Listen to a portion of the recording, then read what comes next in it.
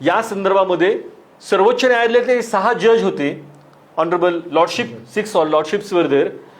One of the lordship is Bela Trivedi. Honourable lordship Bela Trivedi यांचं काय म्हणणं आहे हे सांगणं गरजेचं आहे.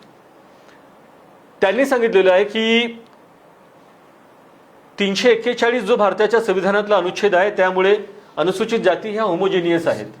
या सर्वांनी अस्पृश्यतेचा अनुभव घेतलेला आहे, कमी अधिक प्रमाणामध्ये का होईना. त्यांना मारहाण असेल, त्यांना शिक्षणापासून वंचित असेल, त्यांना मंदिरामध्ये प्रवेश नसेल किंवा त्यांच्यावरती बहिष्कार टाकला जायचा.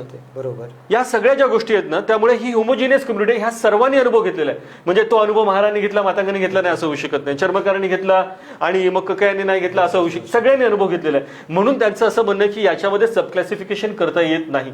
म्हणजे या 1 ऑगस्ट 2024च्या न्यायनिवाड्यामध्ये एका सर्वोच्च न्यायालयाच्या न्यायाधीशांचं असं म्हणणं आहे की याच्यामध्ये करता येत नाही. हाही महत्वाचा मुद्दा. आणि त्याच्यात सांगितलं की तुम्हाला करणार असाल तर तुम्ही योग्य प्रतिनिधित्व, वस्तुनिष्ठ कार्यपद्धती, क्वांटिफायबल डाटा ह्या सगळ्या गोष्टी त्याच्या मानकांवरती ही समिती खऱ्या अर्थाने उतरत नाही.